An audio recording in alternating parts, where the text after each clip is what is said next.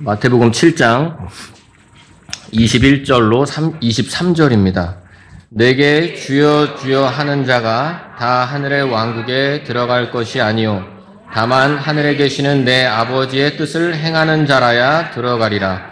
그날에 많은 사람들이 내게 이르되 주여 주여 우리가 주의 이름으로 예언하지 아니하였나이까? 주의 이름으로 마귀들을 내쫓지 아니하였나이까? 주의 이름으로 많은 놀라운 일들을 행하지 아니하였나이까 하리라. 그때 내가 그들에게 분명히 이르되 내가 너희를 결코 알지 못하였노라. 너희 불법을 행하는 자들아 내게서 떠나라 하리라. 아멘.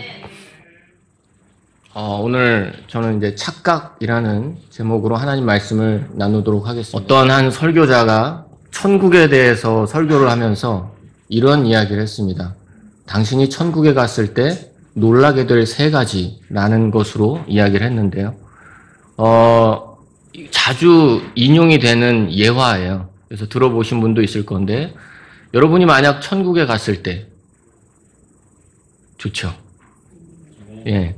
천국에 갔을 때 놀라는 것, 첫 번째는, 전혀 예상하지 못한 사람이 거기 와 있는 걸 볼 때 놀란다고 합니다. 저 사람도 구원받았나? 이렇게 생각할 수 있다는 거죠. 두 번째로는 내가 예상했던 사람인데 거기 오지 못한 것을 볼 때 놀라게 됐다는 것이죠. 마지막으로 3번째는 나와 같은 죄인이 내가 지금 이 귀한 곳에 와 있다니 라는 걸 느낄 때, 볼 때, 확인할 때 놀란다고 합니다. 여러분, 이거 사실 가볍게 이야기할 내용은 아닌 것 같아요. 우리 자신을 한번 보십시오. 그리고 주변을 한번 둘러보세요. 한번 이렇게 보십시오. 지금 이게 제가 보라고 하는 이유가 저 사람 나중에 올까? 이거 생각하는 거 아닙니다. 저는 간절히 소망합니다.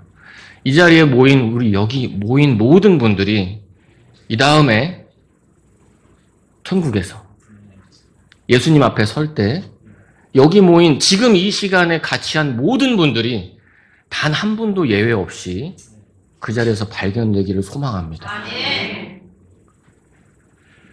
성경은 분명히 천국과 지옥에 대해서 말씀하고 있고요. 사람은 누구나 죽은 뒤에 반드시 둘 중에 한 군데로 갑니다. 이단들이 만들어낸 연옥이라든지 죽은 사람들이 구천을 떠돈다는 것은 다 거짓말이에요. 그것은 맞지 않습니다. 성경은 사람이 죽은 뒤에 둘 중에 한 곳으로 간다고 말씀합니다. 그렇다면 여러분 대답해 보십시오. 스스로에게 한번 대답해 보십시오. 여러분은 만일 지금 이 세상을 떠난다면 100% 천국에 가실 확신이 있으십니까? 99.9%는 애매한 거예요. 그건 확신이 아닙니다. 100% 그것이 확신이죠. 만일 여러분이 이런 확신이 없다면 오늘 이 말씀을 주의 깊게 들을 필요가 있습니다. 아니요, 확신이 있는 분들도 주의 깊게 들어야죠. 우리는 천국과 지옥에 대해서 많이 설교를 들었는데 세상에서 믿지 않는 사람들도 천국과 지옥에 있다는 것에 대해서는 대충 다들 알고 있어요. 문제는 뭐냐면 예수님께서 절대로 지옥에 가면 안 된다고 그렇게 강조를 하셨는데도 사탄은 이 사람들이 천국과 지옥에 대해서 가볍게 생기도록 자꾸만 만들고 있어요. 사람들의 사상 속에 또 이 생각 속에 이걸 너무 가볍게 생각하도록 만든다는 것이죠. 어떻습니까? 김밥집에도 천국이라는 이름을 붙이고 있어요.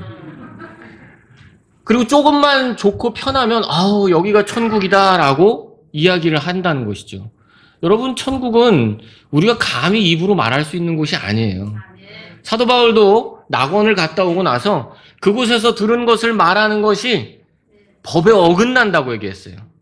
여러분이 이 세상에 아무리 좋은 걸 경험하더라도 천국에는 절대로 비할 수가 없다는 거죠. 지옥은 어떻습니까? 이 마귀가요, 지옥을 사람들이 가볍게 여기게 하고 있어요. 지옥이 얼마나 두려운 곳인데도 10,000원 지하철을 지옥철이라고 부르고, 또 어떻습니까? 입시가 너무 힘드니까 입시 지옥 이렇게 부르죠. 또 어떻죠? 솔로 생활이 얼마나 힘들면 솔로 지옥이다 이런 말들을 하고 있습니다. 여러분, 이게 진짜 지옥을 제대로 알고 있는 겁니까? 아니에요. 여러분이 이 세상을 살면서 얼마나 많은 어려움을 겪을지 모르겠습니다. 얼마나 많은 고통을 겪으실지 모르겠습니다. 육체적으로, 정신적으로, 경제적으로, 인간관계에 있어서. 그러나 여러분이 지금 겪고 있는 가장 극심한 그 고통을 떠올려 보십시오. 그 고통도 지옥의 고통에는 비할 수 없습니다.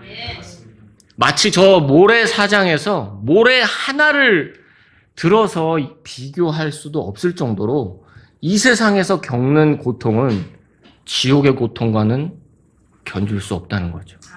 어떤 사람은 말합니다. 선생님, 예수님 믿으셔야죠. 회개하지 않으면 지옥에 갑니다. 뭐요? 지금 내가 사는 게 지옥이에요. 이렇게 말하는 사람들이 있다는 거죠. 정말 그럴까요? 아니에요. 여러분이 겪은 어떤 고통도 지옥의 고통에는 절대로 견줄 수가 없습니다. 오늘 본문은 5장에서부터 시작한 예수님의 산상 설교라고 알려져 있어요. 예수님께서 산에서 설교를 하신 거예요. 그 마지막 부분에 해당되는 내용인데요. 예수님께서 직접 많은 사람들에게 설교하시는 내용이죠. 우리는 당연히 두렵고 떨리는 마음으로 이 말씀을 들어야 됩니다. 예수님께서는 오늘 말씀을 통해 큰 착각에 빠진 사람들을 보여주고 있어요. 내용을 요약해보면 예수님과 꽤나 상관이 있다고 생각했던 사람들이 등장해요. 난 예수님과 좀 깊은 관계가 있는데 예수님 나 모르세요? 이런 거죠. 그런데 예수님께서는 뭐라고 했죠? 결국 나하고는 상관이 없는 사람이다. 내가 너를 결코 알지 못한다. 불법을 행하는 자들아 내게서 떠나라고 하셨어요. 여기서 내게서 떠나라고 한 것이 하늘의 왕국에 들어가는 것과 비교해서 생각해 본다면 지옥에 가는 걸 이야기하겠죠. 그걸 의미하겠죠. 영원한 형벌에 처하는 것을 의미하겠죠. 예수님께서는 자신과 상관이 있다고 생각하고 착각했던 많은 사람들에게, 어떤 사람들에게 너희는 하늘의 왕국에 들어올 수 없다. 너희는 지옥으로 가야 된다라고 말씀하시는 거죠. 그것은 그 사람들의 착각이었으며 천국에서 발견되는 것 대신 영원한 지옥의 형벌을 당하게 될 것이라는 겁니다. 여러분은 어떻습니까?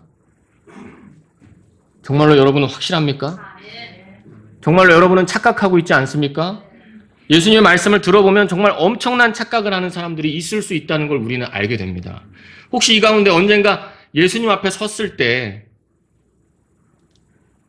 여기 있는 모든 분들은 다 누구나 한 번쯤 예수님 앞에 서게 됩니다. 심판대 앞에 서게 돼요. 믿음을 가지고 구원받으신 분들은 그리스도의 심판석 앞에 서실 것이고 그렇지 못한 분들은 만약 지금 이 순간에 예수님이 오신다면 정말 큰 환난을 겪어야 되고 그 환난을 겪어서 살아남으신다면 결국 이 심판 앞에 서야 된다는 것이죠. 그렇게 됐을 때 정말 여러분은 예수님 앞에서 착각하고 있지 않다고 확신할 수 있습니까? 정말 끔찍한 일이지만 만약 그때 가서 여러분이 내가 착각을 했네 라고 생각하신다면 더 이상 기회는 없어요. 돌이킬 수가 없는 겁니다. 이 말씀을 듣는 모든 사람과 우리가 알고 있는 가족, 친지, 친구, 직장, 동료 모든 우리 가까운 소중한 사람들이 결코 예수님을 만나게 될 때 착각하는 일이 없기를 소망합니다. 그렇다면 이들은 왜 착각에 빠져 있었을까요? 그들이 했던 착각 3가지를 오늘 살펴보고자 합니다. 첫 번째로 그들이 했던 착각은 예수님을 주라고 부르면 괜찮다고 착각한 거예요. 예수님을 주라고 부르면, 내 입술로 예수님을 주라고 부르면 괜찮겠지. 이들은 아예 처음부터 내게 주여 주여 한다고 예수님께서 말씀하셨죠. 그리고 그들은 또 억울하듯이 예수님을 향해 주여 주여라고 2번이나 부르고 있습니다. 그러면서 자기들이 한 일을 열거했죠. 결국 예수님을 향해 주라고 불렀지만 그것이 그들을 안전하게 하지는 못했어요. 예수님을 주라고 부르는 건 매우 중요한 일이에요. 예수라는 이름, 얼마나 귀중하고 소중한 이름입니까? 사도행전 4장 12절에는 다른 어떤 사람 안에는 구원이 없나니 이는 하늘 아래서 우리를 구원할 다른 이름을 사람들 가운데 주지 아니하셨기 때문이라. 사람을 구원할 수 있는 유일한 이름은 누굽니까? 예수님이죠. 또한 같은 사도행전 2장 21절에 또 이 일이 일어나리니 곧 누구든지 주의 이름을 부르는 자는 구원을 받으리라 하였느니라. 아멘. 믿으십니까? 예수님의 이름은 모든 사람을 구원할 수 있는 유일한 이름이 됩니다. 그렇기 때문에 예수님의 이름이 너무나도 귀한 거죠. 그런데도 예수님을 향해 주님이라고 부른 그들이었는데 말씀대로라면 주라고 불렀으니까 구원받아야 되는 거 아닙니까? 라고 할 수 있죠. 그러나 이 주라고 부른다는 것은 단순히 입술의 고백만을 의미하는 것은 아니라는 거죠. 이 당시에 예수님을 향해 주여 주여라고 했지만 그 선생님을 의미하는 걸로 부를 수도 있어요. 그리고 여기는 영어로 분명히 뭐 대문자 L자가 써져 있긴 하지만 정말 예수님을 단순히 입술로만 주님, 선생님, 좋은 분 이렇게 이야기하는 것이 아니라 그분이 참 하나님이시고 그분이 구원자이시고 그분이 나를 건져서 나의 주인이 되신다는 고백이 그 주님이라는 것에 들어가 있어야 된다는 것이죠. 단순히 내 입술로만 주여 주여 한다는 것은 그것은 결코 그들을 안전하게 할 수가 없습니다. 예수님의 이름은 얼마나 귀합니까? 하나님의 이름은 얼마나 귀합니까? 이스라엘 백성은요, 계명으로 받았어요. 하나님의 이름을 헛되이 취하지 말라. 가볍게 말하지 말라는 거죠. 그래서 성경을 필사하던 서기관들도 하나님의 이름이 나오면 어땠죠? 목욕을 하고 다시 필사를 했던 것을 역사적을 통해 우리는 확인할 수 있습니다.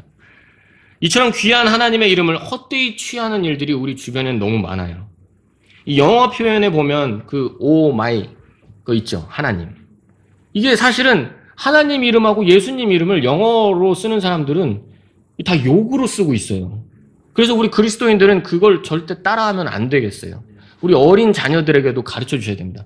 오 마이 아시죠? 그거 쓰시면 안 돼요. 또 어떻습니까? 요즘에 하나님의 이름을 너무 가볍게 여겨요. 유명 연예인의 이름에다가 하나님의 이름, 그러니까 그들은 하느님이라고 하죠. 그래서 그걸 합쳐요. 합성어로 말하죠. 뭐 여러분이 잘 알고 있는 뭐 그분 있죠. 유재석 씨. 어떻게 부릅니까? 유느님이라고 부르더라고요.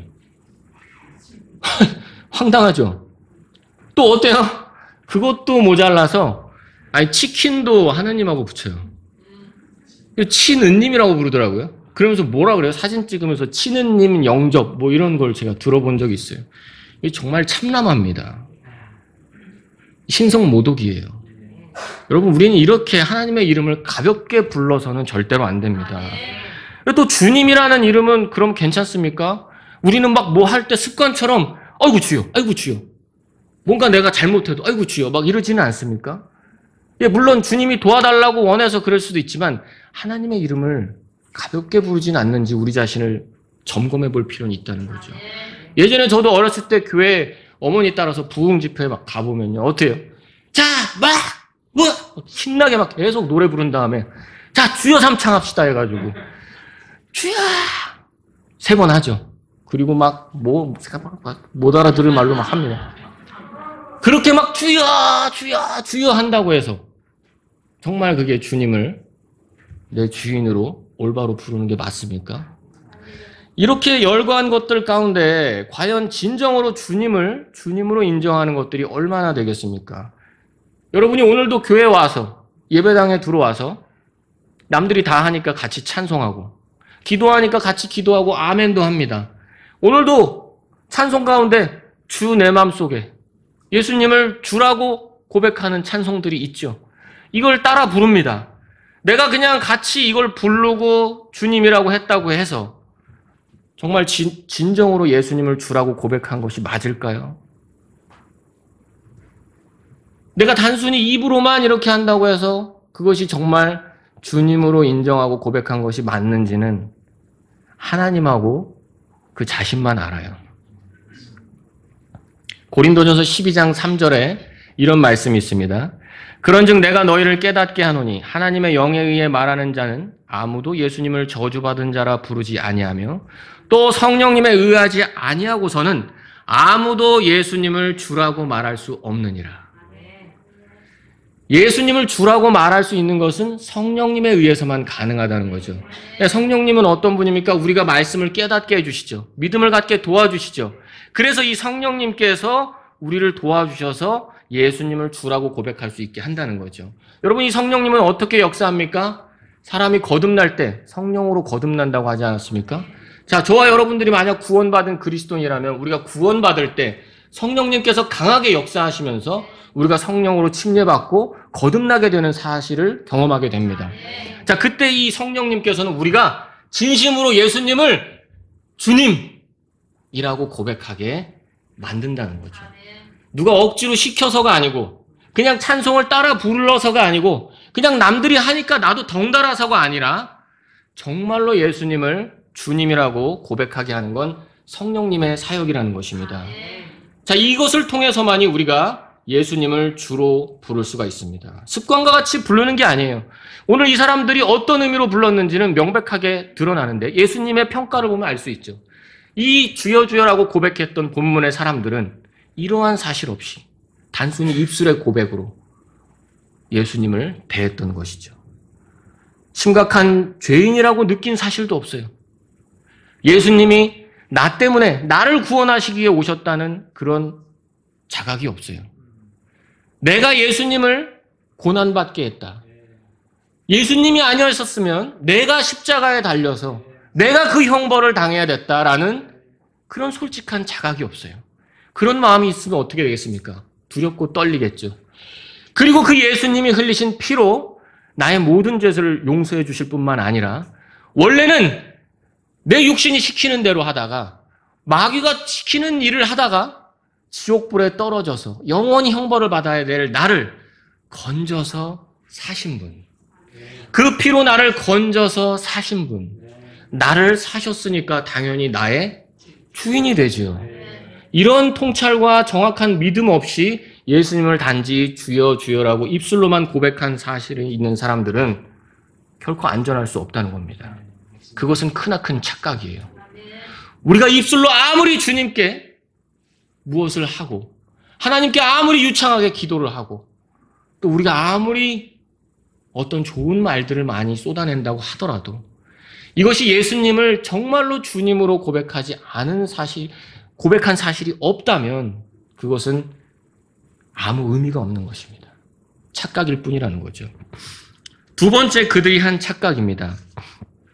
그들은 예수님을 통해 뭔가 이랬기 때문에 괜찮다고 착각했어요. 이것은 다른 말로 내가 하는 일이 예수님과 상관이 있다고 착각을 한 거예요. 본문의 많은 사람들은 자신들이 주의 이름으로 행한 일들을 열거하면서 우리가 놀라운 일을 행하지 않았습니까? 라고 예수님께 물어보고 있어요. 기록된 내용들만 본다면 진짜 되게 놀라운 일들이에요. 그들은 어떻게 했죠? 예언을 했어요. 그들은 마귀를 내쫓았어요. 그리고 놀라운 많은 일들을 행했다고 하고 있어요. 저는 여기 열거된 것 중에 아무것도 해본 적이 없습니다. 여러분 혹시 해보셨어요? 이렇게 많은 놀라운 일을 했다고 열거하고 있습니다. 그것도 내가 예수님 이름으로 이런 걸 했지 않습니까? 라고 지금 말하고 있는 거죠. 굉장히 억울한 것 같아요. 자, 그런데 이런 일들 가운데 저도 아무것도 해보지 않았지만 이것들이 주님께부터 외면을 당했다는 거죠. 여러분, 예언은 어떻습니까? 예언은 검증이 필요해요. 이스라엘 백성에게는 명령을 주셨어요. 누군가가 와서 예언한다고 얘기할 때 그냥 덥석 받아들이면 안 되죠. 반드시 하나님께로 온 표적을 구해야 되는 거죠. 예언은 여러분이 따져봐야 되는 거예요. 근데 이 말씀을 할 때 심판이 있을 때는 이미 미래의 일이란 말이에요. 그렇다면 이미 성경이 다 완성이 됐죠. 예, 사도 베드로는 어땠습니까?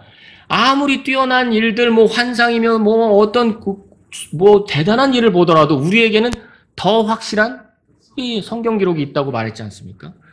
예언이 뭐가 필요할까요? 성경이 있는데. 또 어떻습니까? 마귀를 쫓는다고요? 예수님 시대에도 예수님께서 마귀를 쫓았어요.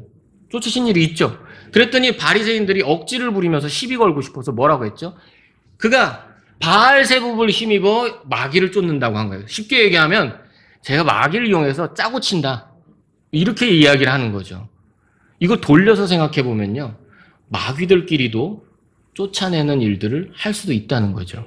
여러분 주변에 있는 많은 그 놀라운 일들, 마귀를 쫓고 축사를 하고 이런 게 우리가 다 고지고대로 믿을 수 없는 게요.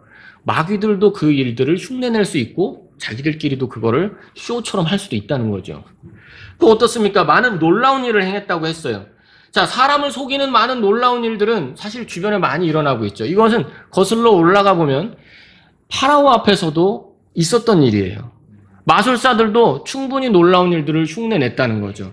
자, 그런 일들이 이어져 왔다는 것을 우리는 성경을 통해서 확인하고 있어요. 이처럼 오늘날도 내가 뭔가 예수님을 통해서 했다, 내가 예수님의 이름으로 했다라고 많은 사람들이 말할지라도 그것 때문에 천국을 갈 수 있다고 착각하는 경우가 많이 있다는 거죠. 결국 예수님과는 전혀 상관없이 내 일, 마귀의 일, 이런 데 속아 넘어갈 수도 있다는 겁니다. 여러분도 오늘 와서 기도하셨죠? 헌금도 하시고 찬송도 하시고 어떤 분은 아침부터 봉사도 하시고 또 자매님들은 주방에서 일도 하시고 또 어제는 와서 청소하신 분도 있고 전도도 하시고 선교도 하시고 열심을 내고 있습니다. 여러분은 지금 내가 하는 일들이 예수님을 통해서 하고 있다고 확신하십니까? 내가 하는 이 일이, 내가 지금 했던 일들이 예수님과 상관이 있는 일이라고 확신하십니까? 오늘도 이 시간에 여기 와서 함께 예배를 드리고 교회에서 이런저런 일들을 담당하고는 있지만 그것이 예수님과 상관이 없다면 어쩌면 주님과 상관없이 나중에 주님이 외면하실 수도 있어요. 근데 이 외면이라는 게 사실 두 가지 의미가 있을 수 있죠. 여러분, 구원받은 사람들이라면, 진정으로 구원받은 사람이라면 우리가 열심히 뭔가를 했지만 예수님과 상관없이 내 의지대로 했다면 보상을 받는 데서 외면당하겠죠. 안타까운 일이지만 그래도 그건 괜찮아요. 뭐 괜찮은 건 아니고 그나마. 그렇지만 만약 여러분이 여기 와서 내가 그래도 나 찬송도 했어요. 그래도 나 기도도 했어요. 그래도 나 예수님 믿는다는 사람들하고 같이 섞여가지고 좀 이렇게 교제도 했어요. 그런데 이게 예수님과 상관없는 일이었다라면 그 끝은 정말로 끔찍한 결과를 맞이할 거라는 거죠. 이렇게 말할 수도 있죠. 그래도 내 마음은 그게 아니었는데요. 나 예수님 좋아하긴 했어요. 우리 가족이 열심히 믿어서 나도 따라다녔단 말이에요. 다 소용없다는 거죠. 나 그래도 교회 가가지고 좀 봉사활동도 같이 하고 그렇게 했었는데요. 다 소용없다는 겁니다. 그것이 다 착각일 수 있다는 거예요. 예수님의 이름으로 했다고 내가 아무리 이야기해도 진짜로 예수님과 상관이 없었다면 그건 다 착각이라는 겁니다. 그럼 왜 이런 착각들이 있을까요? 세 번째 이유가 그겁니다. 세 번째는 바로 불법을 하면서 합법이라고 착각을 한 거예요. 그 이유는 바로 불법을 했기 때문이에요. 예수님께서는 이러한 착각 속에 있는 자들을 향해 불법을 행하는 자들이라고 말씀하셨어요. 예수님을 주라고 했고 예수님을 통해 대단한 일을 한다고 생각했던 그들이 모두 다 착각을 하고 있었다는 거죠. 결국 불법이라는 평가를 받았는데 한마디로 그 모든 것들이 다 불법이면 뭡니까? 범죄라는 거예요. 죄라는 거죠. 이것은 자칫 이런 질문을 받을 수 있어요. 정말 예수님이 해도 너무한 거 아니에요? 그래도 내가 나쁜 짓 한 것도 아니고 예수님 이름으로 했는데, 근데 예수님은 위해서 했는데, 그래도 내가 그 교회 간 거는 다 예수님 만나려고 간 거 아닙니까? 라고 억울한 질문을 받을 수 있을 수도 있습니다. 그러나 성경은 분명히 말씀합니다. 로마서 14장 23절입니다. 의심하고 먹는 자는 정죄를 받나니 이는 그가 믿음으로 먹지 않기 때문이라. 여기 들어보세요. 이는 무엇이든지 믿음에서 나지 아니하는 것은 죄이기 때문이라. 뭐라고요? 믿음에서 나지 않으면 죄예요, 죄. 내가 한 모든 것들이 믿음에서 난 것이 아니면 죄예요. 교회 오는 거, 찬송하는 거, 헌금 드리는 거, 봉사활동하는 거, 전도하는 거, 선교하는 거, 음악으로 섬기고 찬송으로 섬기고 교제하고 식당에서 봉사하고 모든 것들이 믿음에서 나지 아니하면 죄라는 겁니다. 그렇다면 믿음은 뭡니까? 로마서 10장 17절에 그런즉 이와 같이 믿음은 들음에 의해 오며 들음은 하나님의 말씀에 의해 오느니라. 결국 아무리 훌륭한 일, 아무리 좋은 일, 아무리 삐까뻔쩍하고 번지르르하게 말을 한다고 하더라도 하나님의 말씀을 기초로 한 믿음에 의한 행동이 아니었다면 그것은 불법이라는 겁니다. 예수님께서는 그것을 불법이라고 평가하신다는 것이죠. 세상에는 훌륭한 일을 하는 사람들이 많아요. 도덕적으로 이렇게 칭송받는 사람들이 많이 있죠. 예수님을 믿는 저도 부끄러울 정도로 굉장히 대단하고 또 고귀한 일을 하시는 분들이 많이 있습니다. 좀 부끄러울 때도 있죠. 자, 그런 분들이 많은 훌륭한 일들을 하는데 그런 업적이나 성품도 결국 믿음이 없이는 하나님을 기쁘시게 할 수 없다는 거죠. 더 나아가서 범죄라는 겁니다. 불법이라는 거예요. 결국 자신의 의로 드러날 것이고요. 자기 자신의 의, 그 죄인인 자신의 의로 하나님을 대적했다는 평가를 받게 될 겁니다. 여러분, 죄라는 것은 뭡니까? 죄라는 단어가 가진 기본 개념은 하나님을 대적하는 거예요. 하나님을 대적하는 거죠. 하나님께 맞서려고 하는 거죠. 이것이 얼마나 큰 죄입니까? 자신의 의를 세워서 마치 내가 하나님과 견줄 수 있는 것처럼 생각한다면 최초의 인간이 범죄한 죄가 바로 그거였어요. 뱀이 뭐라고 했습니까? 네가 아니다. 너 하나님처럼 될 거다라고 했잖아요. 마귀가 왜 타락을 했습니까? 내가 나를 올려서 내가 높은 곳으로 올라가서 자꾸만 자기를 하나님처럼 하려고 했죠. 죄라는 건 그거예요. 하나님을 대적하고 내가 하나님처럼 되고자 하는 거. 자, 그래서 내가 아무리 훌륭한 일을 하고 한다라도 내 의로 내가 하나님처럼 되고자 한다면 그것은 죄라는 겁니다. 자신의 의를 세워서 내가 하나님과 견줄 수 있다. 인간인 내가 예수님을 통하지 않고서 하나님께 갈 수 있다. 마치 내가 하나님 없이 내 스스로 대단한 일을 할 수 있다. 나도 약자를 도울 수 있다. 나도 그래도 나름 정직하게 살고 있다.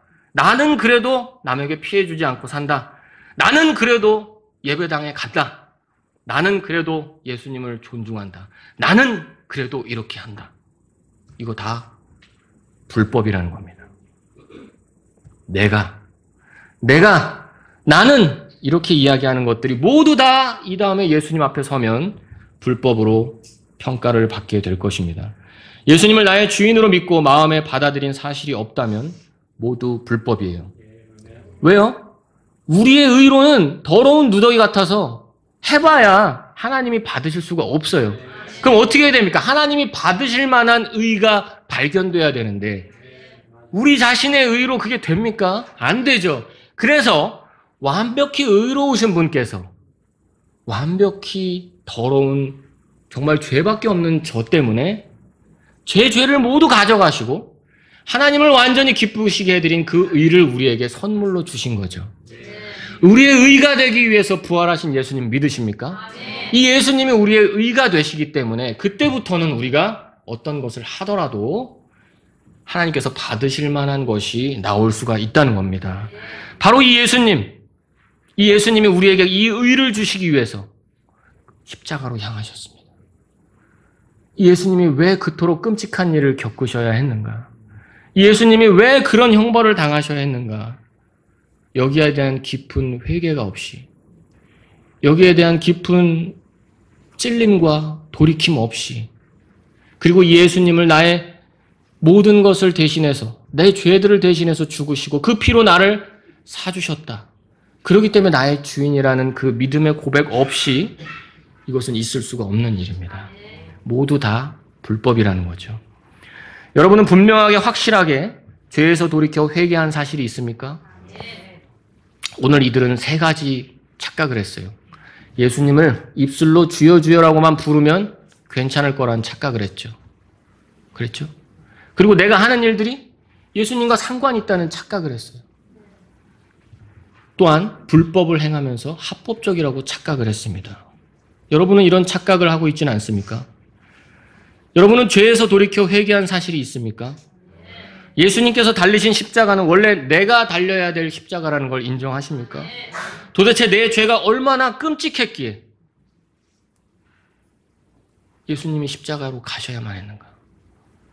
도대체 나 같은 인간을 왜 그렇게 사랑하셔서 십자가로 향하셔야 했는가라고 생각해 보셨습니까? 그렇다면 그렇게 생각한 사실이 있다면 여러분은 정말 그토록 끔찍한 더러운 죄로부터 돌이켜 회개한 사실이 있어야 합니다. 회개한 사실이 있어야죠. 그렇기 때문에 자연스럽게 나를 위해 죽으시고 부활하신 구원자 예수님을 주님으로 받아들이고 모실 수가 있는 것입니다.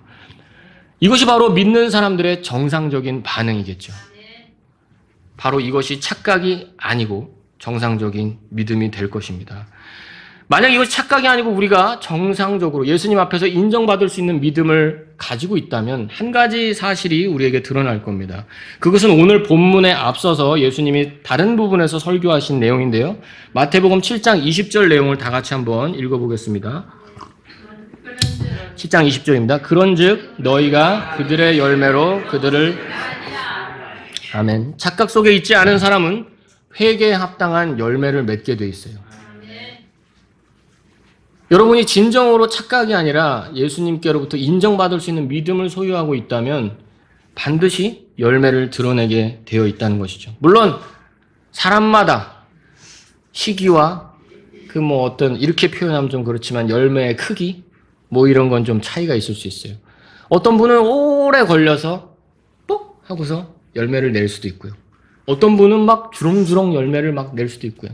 또 우리가 살아가다 보면 어떤 때는 막 풍성한 열매를 내는 것 같았지만 또 어떤 때는 시들시들해져서 주님께 보여드릴 게 없는 그런 곤고한 상황을 걸어갈 때도 있다는 거죠. 하지만 중요한 것은요, 열매에 나오는 크기나 그 시기가 중요한 것이 아니라 반드시 구원받은 사람은 열매를 드러낸다는 겁니다. 그리고 열매를 갈망하게 된다는 거죠. 열매 맺지 않으면 찍어서 버려진다고 했어요. 이것은 주님께 쓰임받는 기회에서 멀어질 수밖에 없다는, 소외될 수밖에 없다는 것을 의미합니다. 반드시 진정으로 구원받은 사람은 이 열매에 관심을 갖게 돼 있어요. 나 왜 이러지? 나 예수님 만났을 때 나를 모른다고 하지 않으실 텐데 왜 난 지금 주님께 보여드릴 게 아무것도 없지? 바로 내가 열매가 없는 사실을 깨닫게 된다면 화들짝 놀라면서 주님, 뭔가 주님께 더 보여드릴 것이 있기를 소망합니다. 갈망합니다. 도와주십시오. 이런 태도로 나오는 것이 진정으로 구원받은 사람이라는 겁니다. 여러분은 착각 속에 있지 않습니까? 여러분은 이렇게 열매를 갈망하는 삶이 있습니까? 만약에 그렇지 않다면 예수님께 외면당할 거예요. 아까도 말씀드렸죠. 그리스도의 심판석에서 보상을 외면받을 수도 있고요. 또는 정말 끔찍한 외면을 당할 수도 있다는 겁니다. 오늘 본문의 그날은 앞으로 일어날 일이에요. 여러분 잘 들어보십시오. 예수님께서 이 설교를 하시고 약 2000년이 지났어요. 분명한 것은 오늘 본문의 사건이 일어날 때가 더 가까워졌다는 겁니다. 이 그날은 예수님께서 다시 오실 때를 말하죠. 예수님은 부활하셨어요. 그리고 하늘에 오르셨죠. 예수님께서는 하늘에 오르신 그대로 다시 오실 것이라고 사도행전 1장 11절을 통해 말씀하셨어요. 그 방식 그대로 예루살렘 앞 올리브산으로 오실 것이라고 스가랴서 14장 4절은 말씀하고 있습니다.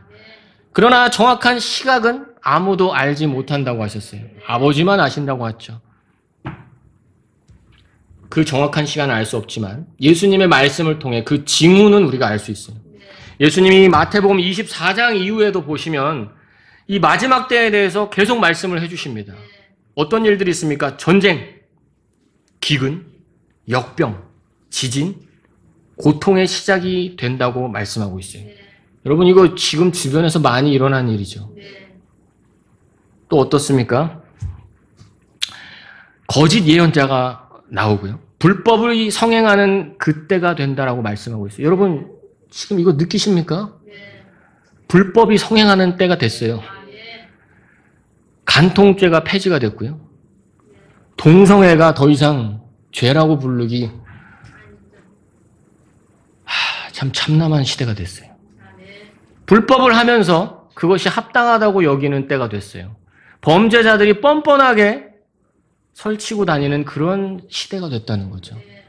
이게 성경이 말하는 마지막 때예요. 또 큰 환란이 있을 거라고 했어요. 물론 이 큰 환란은 유대인들을 다루시기 위한 7년 대환란이라고 알려져 있는 그 때를 말합니다. 물론 이 큰 환란이 있을 때는 진정으로 구원받은 우리들은 여기 없죠. 공중에 올라가서 주님을 만나게 됩니다.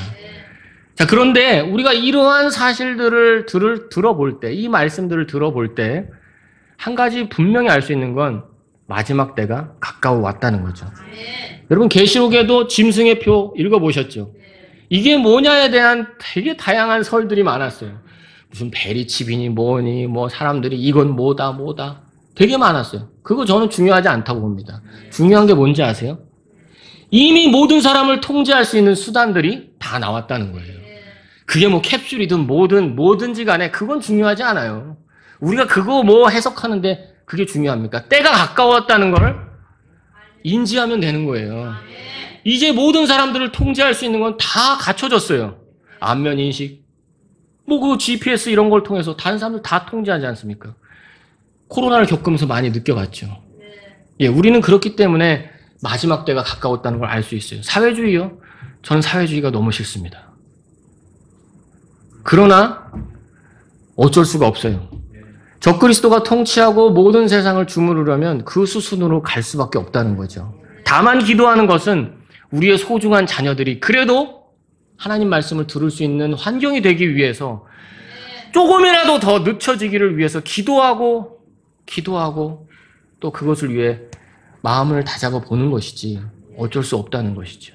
이렇게 볼 때 오늘 이 말씀에 주님께서 착각하는 사람들을 책망하시고 그들을 영원한 형벌로 보내시는 이 사건은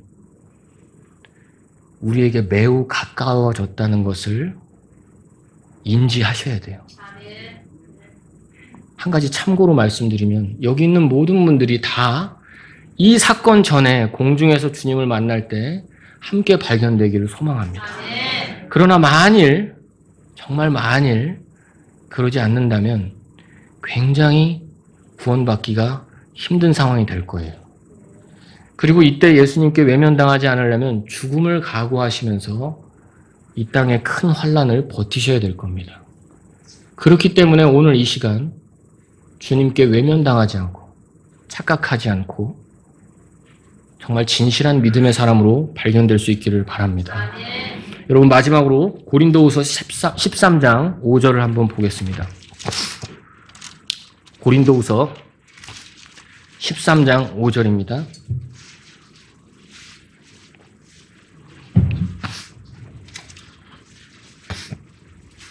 다 같이 읽겠습니다. 13장 5절. 너희가 믿음 안에 있는지 너희 자신을 점검하고 너희 자신을 입증하라. 예수 그리스도께서 너희 안에 계시는 것을 너희가 스스로 알지 못하느냐? 그렇지 아니하면 너희는 버림받은 자들이니라. 아멘. 이거 구원받은 고린도 교회에게 쓴 편지예요. 점검이 필요하다는 겁니다. 여러분에게 구원의 점검도 필요할 수 있어요. 그건 정말 중요한 거예요. 진짜 이거는 아무리 얘기해도 부족함이 없어요. 절대로 여러분 지옥에 가면 안 됩니다. 점검하셔야 돼요. 여러분이 여기 안에서 앉아있는 것이 여러분을 지켜주지 못해요. 예수 그리스도께서 안에 있느냐 확인하고 또 확인하셔야 됩니다. 우리의 믿음을 고백한 자녀들도 계속 확인하셔야 돼요. 믿는 성도 여러분 어떻습니까? 우리 안에 지금 예수님이 가득합니까? 우리도 점검해야 돼요. 우리가 예수님을 만났을 때 우리가 지금 했던 모든 것들이 주님으로부터 외면당하지 않으려면 우리가 오늘 하는 말, 우리가 오늘 하는 행동, 우리가 오늘 드린 섬김 모든 것들이 정말 예수님으로 가득한 예수님에 의한 것으로 했는지 행했는지 그것들을 우리는 살펴봐야 된다는 것입니다. 그렇지 않으면 버림받은 자라고 성경은 말하고 있어요. 여러분 어떻습니까? 여러분은 착각하고 있지 않습니까? 100% 확실하십니까? 오늘 우리는 하나님 말씀을 들었습니다. 착각하고 있는 사람들에 대해서 하나님 말씀을 들었습니다. 여러분들은 예수님과 인격적으로 만나셨습니까? 여러분들은 예수님을 나의 구원자와 구세주로 인격적으로 모시셨습니까? 근데 그런 것 없이 오늘 착각했던 사람들처럼 내가 예수님을 주라고 부르니까 괜찮겠지 생각하는 분 있지 않습니까? 그런 분 있다면 안전하지 않습니다. 그런 분에게 필요한 것은 예수님을 나의 구원자로 믿는 일이 필요합니다. 그런 분들에게 필요한 것은 예수님이 나를 위해서 내 죄를 용서하시기 위해서 십자가에서 죽으셨고 무덤에 묻히셨고 부활했다는 것을 받아들이는 일이 필요합니다.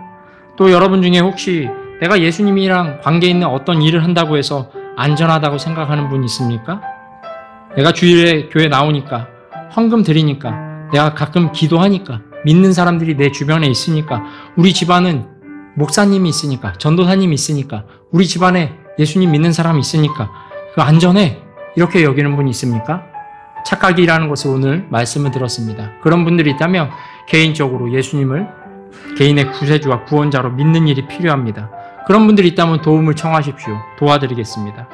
또 예수님과 관계없이 어떤 일을 행하는 것은 모두 다 불법인데 그런 것을 가지고 내가 합법인 것처럼 착각하는 분이 있지 않습니까? 예수님과 관계없는 사람은 모든 것이 다 불법일 뿐입니다. 그런 분이 있다면 예수님을 나의 구원자로 받아들이시는 시간을 가지시기 바랍니다. 또 예수님을 믿는 분들에게 초청합니다. 내가 예수님을 민격적으로 받아들이셨다면 이제 주님의 일을 통해 주님과의 관계를 통해 열매 맺기를 원합니다. 이런 분이 있다면 또 앞으로 나와 기도하시기 바랍니다. 무엇이 됐든 간에 주님께서 인도하시는 대로 주님과 기도하는 시간 갖도록 하겠습니다.